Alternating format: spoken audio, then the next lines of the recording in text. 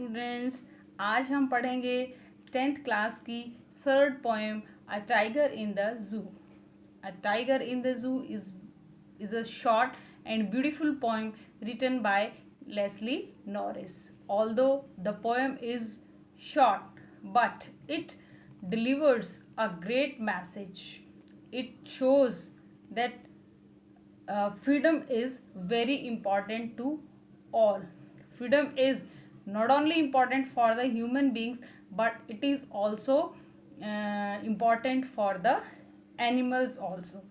And in this poem, the poet contrasts a tiger in the zoo with a tiger in his natural habitat. Poem छोटी है लेकिन बहुत ही सुंदर है और इस पोएम में कवि ने स्वतंत्रता, आज़ादी का एक बहुत ही अच्छा संदेश दिया है कि जो आज़ादी है वो कितनी महत्वपूर्ण है हम सब के लिए, केवल इंसानों के लिए ही नहीं बल्कि जानवरों के लिए भी ये उतनी ही इम्पोर्टेंट है. सब चाहते हैं आज़ाद होना. और कविता में कवि ने एक कंट्रास्ट के माध्यम से तुलना करके टाइगर की, एक टाइगर जो कि पिंजरे में कैद है और जो एक टाइगर जो अपनी नेचुरल हैबिटेट यानी जो उसका प्राकृतिक आवास है जो कि जंगल होता है, उसमें कंपैरिजन करके उसको दिखाया है कि क्या फ़र्क है कि एक टाइगर जो केज में कैसे जी रहा है और टाइगर जो अपनी नेचुरल हैबिटेट में होता है तो वो कितना खुश होता है, क्या उसकी स्थिति होती है जब वो पिंजरे में कैद है और जब वो खुला घूमता है अपने प्राकृतिक आवास में तो कैसा फील करता है. तो वो इस पोएम में पोइट ने बताया है.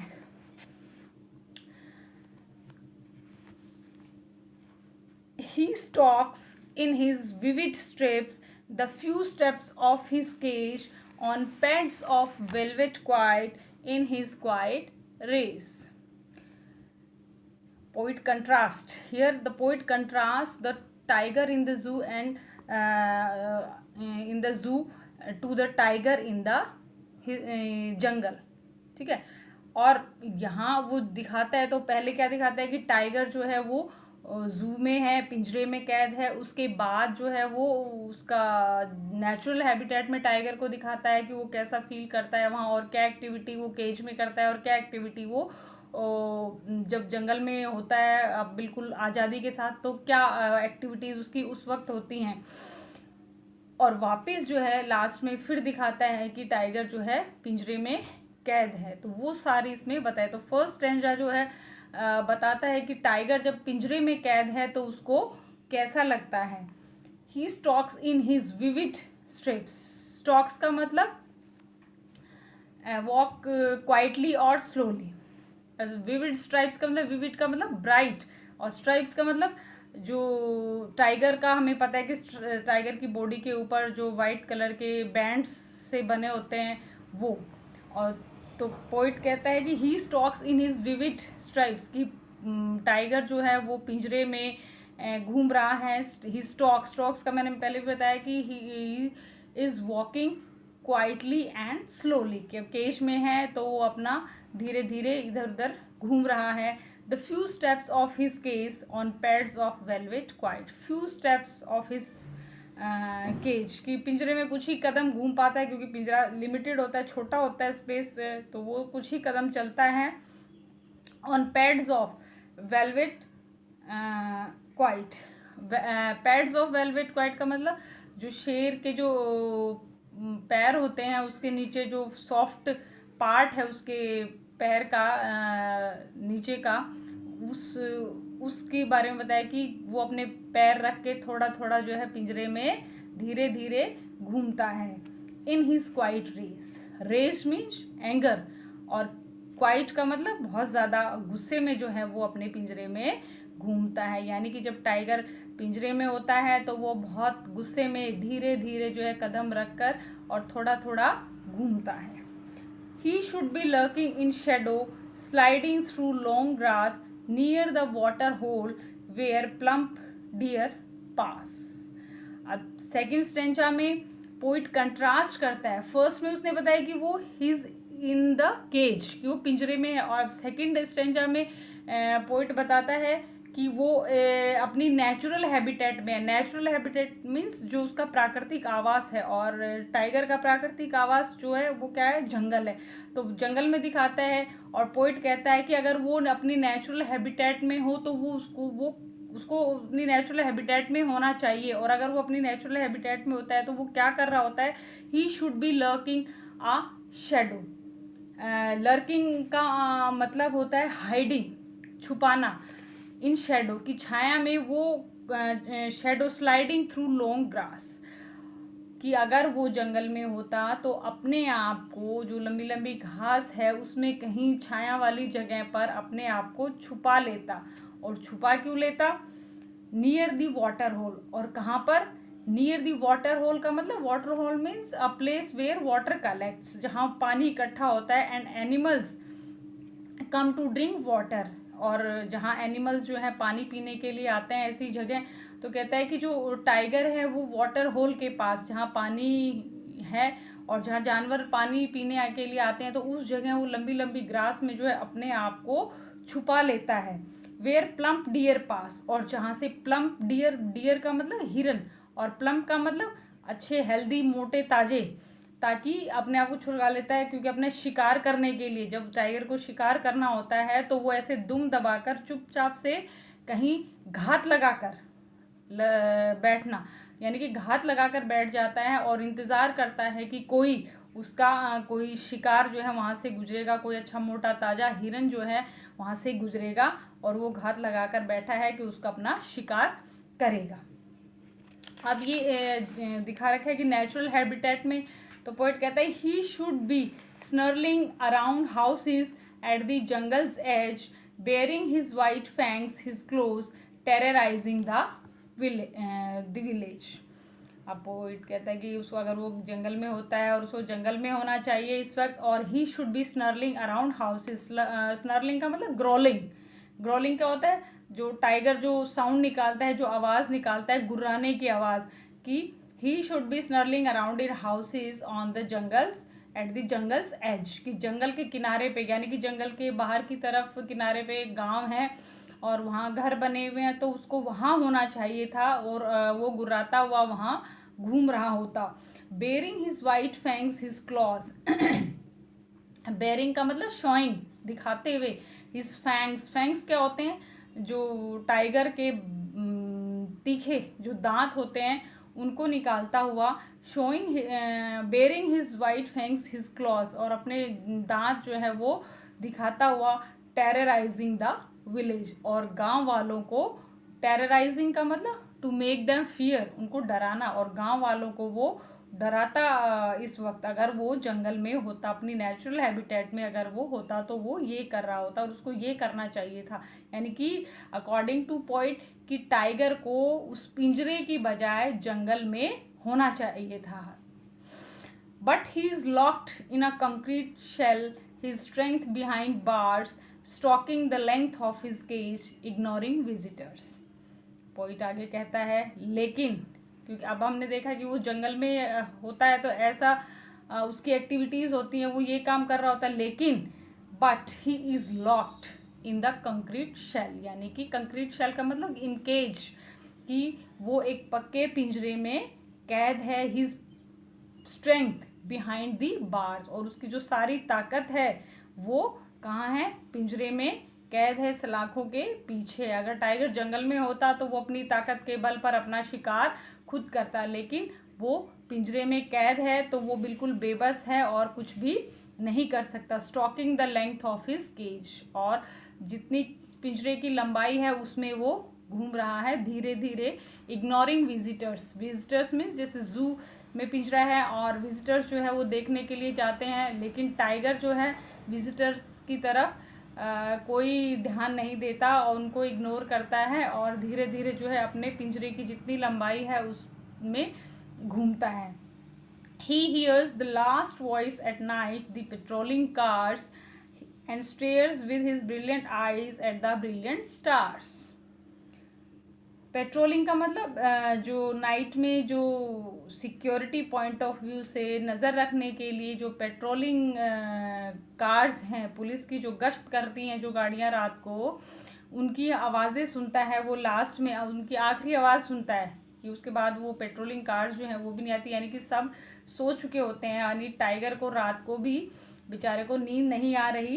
And he hears the last voice at night, और लास्ट में पेट्रोलिंग कार जब तक लास्ट तक गश्त करती हैं तब तक उसकी लास्ट आवाज़ सुनता है। And stairs with his brilliant eyes, और स्टेयर्स का मतलब देखना, ध्यान से देखना, और वो देखता है, कहाँ देखता है, किसकी तरफ देखता है, विद हिज ब्रिलियंट आइज, अपनी चमकदार, ब्रिलियंट का मतलब चमकदार आँखों से किधर देखता है, एट द ब्रिलियंट स्टार्स, कि आकाश में तारे चमक रहे हैं बहुत ही अच्छे, और उनकी तरफ जो है वो देखता है। और यहाँ टाइगर आकाश की तरफ देखता है, तारों की तरफ देखता है, तो उसका वो क्यों देख रहा है, इसके भी पीछे ये है कि ऐसा लगता है कि क्योंकि कवि जो है उसको बड़ी दया आती है कि उसकी स्वतंत्रता का हनन हो रहा है, टाइगर को पिंजरे में रखकर उसकी स्वतंत्रता जो है उससे छीनी जा रही है, तो उसको बड़ी दया आती है उसके ऊपर, और वो कहता है कि लास्ट में जो है वो आसमान की तरफ, आकाश की तरफ देख रहा होता है, और ऐसा लगता है कि मानो ही इज़ प्रेइंग, कि वो प्रार्थना कर रहा है भगवान से कि भाई उसको उसकी आज़ादी लौटा दी जाए, किसी तरीके से जो है वो पिंजरे से बाहर आ जाए और फिर से जो है वो अपना आज़ादी के साथ अपना जंगल में विचरण करे। तो यहाँ हमने देखा कि फ्रीडम एक मैसेज है कि फ्रीडम कितनी महत्वपूर्ण है हम सबके लिए, न केवल इंसानों के लिए बल्कि जानवरों के लिए। क्वेश्चन आंसर जो हैं इसके पोएम के हम थोड़े से डिस्कस कर लेते हैं। How does the tiger walk in the zoo in the cage, कि टाइगर पिंजरे में कैसे चलता है। फर्स्ट लाइन फर्स्ट स्टेंजा में ही है कि the tiger walks in the cage in a proud manner with he walks quietly and slowly. ठीक है। What does the poet say about a tiger in his natural surroundings, poet क्या बताता है कि जब टाइगर अपनी नेचुरल सराउंडिंग्स में होता है तो वो क्या करता है। जब the poet says that the tiger should be in the jungle, poet कहता है सेकंड स्टेंजा में बताता है कि पोइट कहता है कि टाइगर को अपनी नेचुरल सराउंडिंग यानी कि जंगल में उसको होना चाहिए, जो कि it is his natural habitat, जो उसका प्राकृतिक आवास है वहाँ उसको होना चाहिए। जैसे पिंजरे में वो छोटे छोटे कदमों से थोड़ी दूर चलता है, लेकिन इन जंगल he moves in the long grass near a water hole, और लेकिन वो जब जंगल में होता है तो किसी पानी के तालाब के पास जो है वो घूमता है। किस लिए घूमता है, अपने खाने के लिए का अरेंजमेंट करने के लिए, खाने के लिए जो है वो घूमता है। He hides in the shadow, छाया में वो छुप जाता है। To hunt the deer for his food, और किसी हिरन का शिकार करने के लिए वो छुपकर घात लगाकर बैठ जाता है। Where is the strength of the tiger and how does he treat the visitors, कि टाइगर की ताकत कहाँ चली गई है और विजिटर्स जो हैं उनको वो किस तरीके से ट्रीट करता है। क्योंकि जो strength of the tiger is caged behind the bars, की जो उसकी जो ताकत है वो कहाँ है, वो सलाखों के पीछे है। And he does not pay any attention to the visitors, और विजिटर्स की तरफ कोई ध्यान नहीं देता। ही इग्नोर्स देम टोटली, वो उनको पूरी तरीके से इग्नोर करता है, विजिटर्स को उनकी तरफ बिल्कुल भी ध्यान नहीं देता है।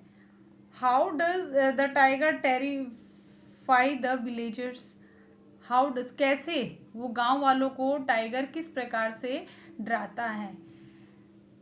टाइगर जो है वो घूमता है जो जंगल के एज पर जो गांव है वहाँ वहाँ उस तरफ चला जाता है, और ही स्नर्लिंग, हाँ ही उनको डराता है ग्रॉल करके, अपनी आवाज़ें गुर्राने की आवाज़ निकालकर वो विलेजर्स को डराता है। And he shows his fangs and long clause, और उन लोगों को वो अपने जब जो दांत हैं उसके तीखे नुकीले और अपने बड़े बड़े जो पंजे हैं उनको दिखाकर वो उन लोगों को डराता है। How does the tiger behave at night, रात को टाइगर किस प्रकार से व्यवहार करता है, किस तरीके से जो है वो क्या करता है। At night he feels very lonely, रात को जो है वो बहुत ज़्यादा अकेलापन उसको फील होता है। And he hears the voice of the patrolling car, जो पेट्रोलिंग कार्स हैं, जो गश्त वाली गाड़ियां हैं रात को जो गश्त करती हैं, उनकी आवाज़ वो सुनता है। And he looks through the bars to the at the shining stars in the sky, और केज में से, पिंजरे में से, सलाखों के पीछे से वो आकाश में देखता है चमकते हुए तारों को की तरफ देखता है। How does the poet contrast the tiger in the cage with the tiger in the forest, ये आप इसको थीम भी कह सकते हो इस पोएम की। व्हाट इज दिस थीम और the central idea, central idea और थीम जो इस पोएम की है वो मैंने बताया आपको कि freedom is very important for everyone, कि सबके लिए बहुत ही ज़रूरी है। और ये एक टाइगर की इंसिडेंट के साथ दिखाई कि टाइगर जब जू में होता है तो वो बिल्कुल भी फ्री नहीं है और उसको बिल्कुल भी अच्छा नहीं लगता। वो वहाँ he walks very slowly and quietly in a rage, कि गुस्से में वो वहाँ पिंजरे में धीरे धीरे घूमता है, उसका मन भी नहीं लगता। लेकिन जब वो जंगल में होता है तो he lurks in the shadow near a water hole to